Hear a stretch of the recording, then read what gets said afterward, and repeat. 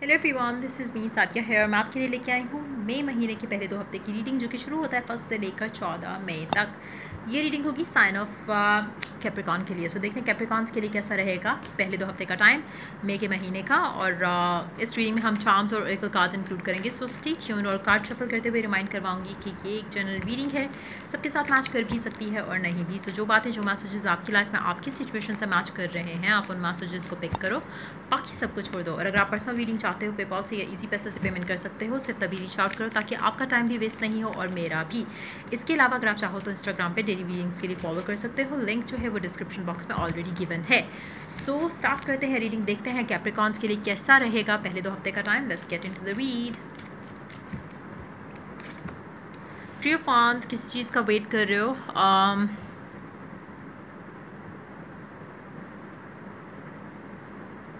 जो भी चीज़ है जिसका आप इंतज़ार कर रहे हो, आपने अपनी लाइफ का काफ़ी कुछ हिस्सा या काफ़ी कुछ चीज़ें इस चीज़ के ऊपर डिपेंड करके रखी हैं। जैसे एक होता है ना कि पहले मुझे जॉब मिल जाएगी देन मैं ये करूँगा, पहले मुझे लव लाइफ में ये चीज़ मिलेगी तब मैं खुश हो जाऊँगा एंड उसके बाद फिर मैं ये करूँगा।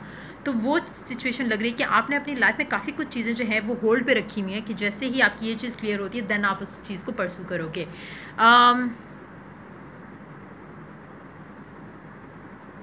Let's take more cards.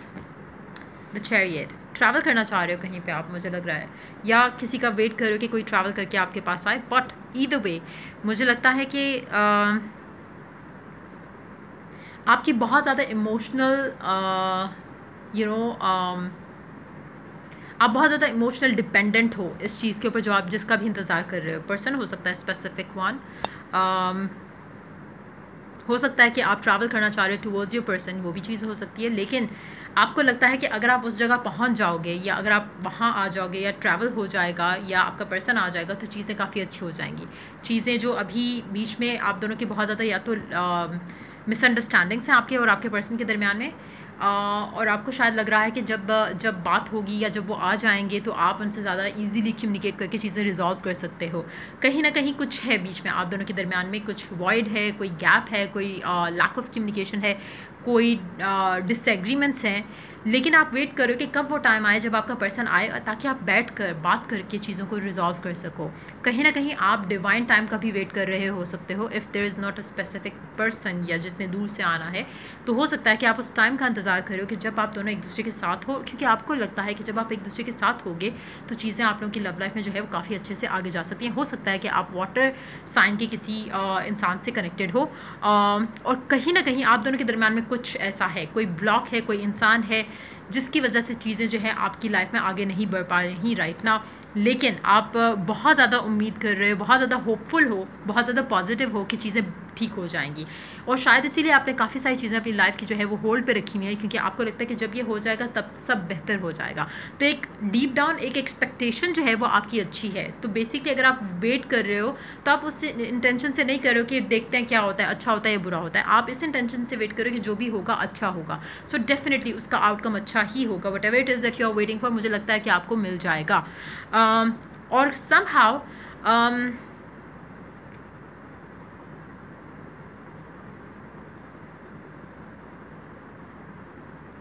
एक सेकेंड,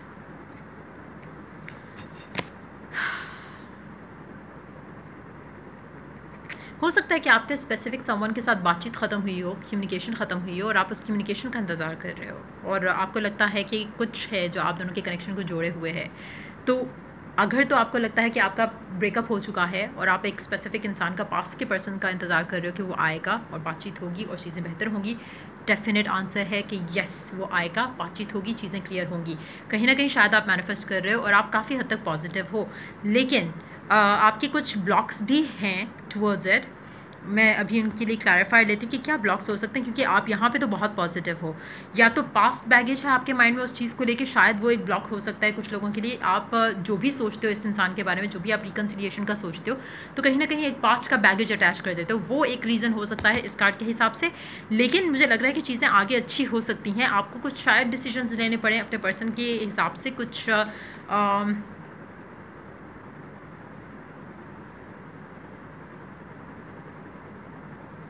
या आप अपने पर्सन का इंतज़ार करो कि वो एक डिसीजन ले और ताकि आपकी लव लाइफ में जो रुकी हुई चीज़ें हैं वो आगे चल रहे हैं। अगेन आपको कहीं ना कहीं कुछ जो है ब्लॉक्स हैं इस पूरी सिचुएशन में। मुझे लग रहा है कि पास की चीज़ हो सकती है, या आपको फियर लगता है कभी कभी कि what if your person doesn't love you. हो सकता है कि आपको, क्योंकि आपकी शायद बातचीत इतनी ज़्यादा नहीं हो पा रही है, तो आपको कहीं ना कहीं फियर आता है कि व्हाट इफ़ वो अब आपको प्यार नहीं करते तो क्या होगा। वो एक चीज़ें हो सकती है। अगैन वो पास्ट बैगेज की वजह से भी हो सकती हैं, आपके जहन में आती हों चीज़ें। समहाउ आप पॉजिटिव रहने की पूरी कोशिश कर रहे हो, लेकिन दिल में कभी कभी आपके डर एक आता है जिसकी वजह से आप अपसेट हो जाते हो। मुझे नहीं लगता कि आपको अपसेट होने की ज़रूरत है। आप जो भी चाह रहे हो वो आपको मिल रहा है। कम्युनिकेशन का अगर स्पेशली अगर आप इंतज़ार कर रहे हो विद द स्पेसिफिक समवन, वो डेफिनेटली हो रही है कम्युनिकेशन आपकी इस टाइम के अंदर। लेकिन आपको थोड़ा बहुत जो आपका जो फियर है ना, उसके ऊपर कंट्रोल आपको अपने अंदर करना है, और जो पास्ट को लेकर आप ज़्यादा सोचते हो उसको अपने जहन से निकालना है, क्योंकि चीज़ें मुझे आपके दरमियान में अच्छी होती दिख रही हैं। This could be the one you have already met the romantic life partner you seek. आप ऑलरेडी उस इंसान से मिल चुके हो जो कि आपका लाइफ पार्टनर हो सकता है। सो हो सकता है कि ये इंसान जिसका आप वेट कर रहे हो वो ही आपका लाइफ पार्टनर बने, या वो ही आपका रोमांटिक पार्टनर बने। लेकिन समहाउ आप मुझे लग रहा है कि मैनिफेस्ट तो कर रहे हो उसको, लेकिन समहाउ आप थोड़ा फियरफुल भी हो रहे हो, जिसको आपने ख़त्म करना है। You create your reality by what you think, dream and imagine. आप अपनी रियलिटी खुद बनाते हो। जो भी आपकी लाइफ में हो रहा है आप कहीं ना कहीं उसको मैनिफेस्ट कर रहे हो। 24/7 मैनिफेस्टेशन चल रही है, लॉ ऑफ अट्रैक्शन चल रहा है। it's a principle of life, it's a rule of the world। चीज़ें वैसी ही होती हैं जैसे आपके दिमाग में होती हैं, जैसे ही आप सोचते हो वैसा ही होता है। अब आप कहोगे कि मैं तो हमेशा अच्छा सोचता हूँ लेकिन होता तो बुरा है, ऐसा कभी भी नहीं होता। डीप डाउन आपको पता होगा कि आपका फियर कितनी दफ़ा आपसे दिन में बात करता है और आपका फेथ कितनी दफ़ा आपसे बात करता है। फियर 99% आपसे बात करता है और फेथ आपका 1% हार्डली आपसे बात करता है, जिसकी वजह से आपकी लाइफ में चीज़ें जो हैं उस तरह से नहीं होती जैसे आप डिज़ायर कर रहे होते हो। हमेशा लोग कहते हैं कि ये तो फजूल चीज़ें, फजूल चीज़ नहीं है। अगर आप बड़े बूढ़ों के पास भी बैठोगे तो वो भी आपको लॉ ऑफ अट्रैक्शन के बारे में इतना अच्छा से एक्सप्लेन करेंगे। उनको नाम नहीं पता होगा कि लॉ ऑफ अट्रैक्शन है या साइंस नहीं पता होगी, लेकिन दैट्स व्हाट इट इज़। सो अक्सर लोग, बल्कि आप अक्सर लोगों को अगर आप सुनो, उनकी बातें सुनो, तो यू वुड अंडरस्टैंड कि it has always been there. Just that कि कुछ लोग अंडरस्टैंड करते थे उस चीज़ को पहले भी, अब भी करते हैं, और कुछ लोग पहले भी उसको कहते हैं कि नहीं ये तो होता ही नहीं है, एग्जिस्ट नहीं करती ऐसी कोई चीज़, जबकि this is the only reality. अब विन आउटकम इज़ फोरकास्टेड। तो आपकी सिचुएशन में मुझे, जैसे मैंने कहा ना, कि मुझे नहीं लग रहा कि आपको स्ट्रेस लेने की कोई ज़रूरत है। आप जो क्रिएट करना चाह रहे हो, जो आप जिसका भी इंतज़ार कर रहे हो, आपको डेफिनेटली मिलेगा exactly the way you want. शायद उससे ज़्यादा अच्छा हो जाए, लेकिन आपको अपने थोड़ा जो आपके अंदर जो फियर आ जाता है फॉर सम रीज़न, पास्ट की वजह से हो सकता है, या आपको लगता है कि आपका पर्सन शायद आपको प्यार नहीं करता होगा, तो उसकी वजह से आप अपने आप को थोड़ा अपसेट कर जाते हो, वो अपने अंदर से निकाल दो। चीज़ें सब वर्कआउट कर रही हैं। Caution is warranted. Look deeper into the situation before proceeding further. कुछ चीज़ें हैं जिसके ऊपर आपको केयरफुल रहना है। मुझे लगता है कि इसके लिए क्लैरिफाई लेते हैं, क्योंकि ये आपकी सिचुएशन से मुझे कहीं भी मैच करते हुए दिख नहीं रहा ये card.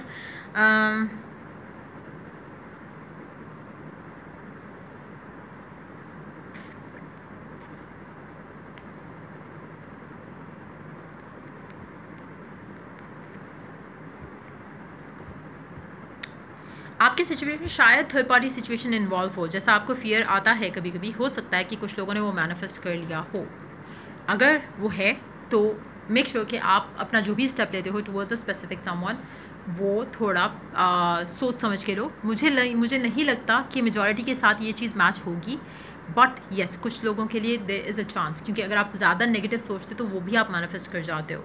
So yes, be mindful of that energy. So एक और कार्ड देखते हैं, आइसोलेशन। हो सकता है कि कहीं ना कहीं आपका पर्सन ज़्यादा आइसोलेटेड हो और उस तरह का इंसान हो, या आपसे ज़्यादा बातचीत नहीं करता हो, इसलिए आपको कभी कभी फियर आता है कि what if that person has moved on, और वो आपका फियर इतना ज़्यादा स्ट्रांग है कि कहीं ना कहीं आप शायद उस चीज़ को मैनिफेस्ट भी कर लो। अगर आपका पर्सन आपसे बात नहीं करता तो कहीं ना कहीं आप बार बार अगर माइंड में एक इमेज लेके आते हो कि आपका पर्सन शायद किसी और के साथ होगा, आपको टाइम इसलिए नहीं दे रहा, तो वो आप मैनिफेस्ट कर जाओगे। सो मेक श्योर कि you don't do that mistake.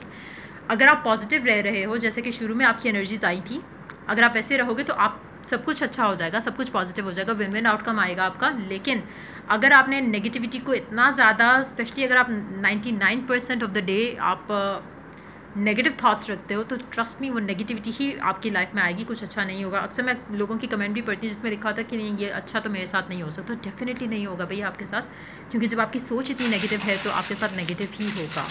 So make sure कि आप उस तरह के उन लोगों में से नहीं हो। कहीं ना कहीं आपके माइंड में बहुत कुछ चीज़ें, बहुत स्टोरीज चलती हैं। SHPX आपके माइंड में, और एक और H आपके माइंड में शायद है कि आपके पर्सन की लाइफ में ऑलरेडी इतना कुछ है, ऑलरेडी इतनी सारी चीज़ें हैं, इतने लड़के हैं, इतनी लड़कियां हैं, उसको आपकी क्या ज़रूरत होगी। लेकिन समहाउ कहीं ना कहीं आप शायद आपके पास्ट को लेके ये फियर है। हो सकता है उसने आपको पहले पास्ट में चीट किया हो सकता है कि उसने आपको छोड़ दिया हो फॉर अनदर पर्सन, ये भी हो सकता है। बट और अगर आप ऐसे इंसान को मैनिफेस्ट करो then you have to be very careful, क्योंकि हो सकता है आप मैनिफेस्ट कर लो लेकिन वो शादी के बाद भी या कमिटमेंट के बाद भी ऐसा ही रहे। In that situation you have to be careful. काफ़ी सारी चीज़ें हैं जो आपसे छुपी हुई हैं राइट नाउ, वो आपको उनके बारे में क्लैरिटी आ जाएगी। एज़ यू प्रोसीड अलॉन्ग आपको जो है वो चीज़ें आहिस्ता आहिस्ता उनकी क्लैरिटी आना शुरू हो जाएगी, अंडरस्टैंडिंग आना शुरू हो जाएगी। लेकिन उस अंडरस्टैंडिंग को अंडरस्टैंड करने के लिए maybe you need to spend some time alone. Meditation करोगे तो उससे आपको वो क्लैरिटी आएगी। मैसेजेस जो आपको नहीं पता, जो सिचुएशन आपको नहीं अभी आपके सामने सरफेस नहीं हुई, जो चीज़ें वो आना शुरू हो जाएंगी, वो क्लैरिटी आना शुरू हो जाएगी, डिस्क्लोज हो जाएंगी चीज़ें।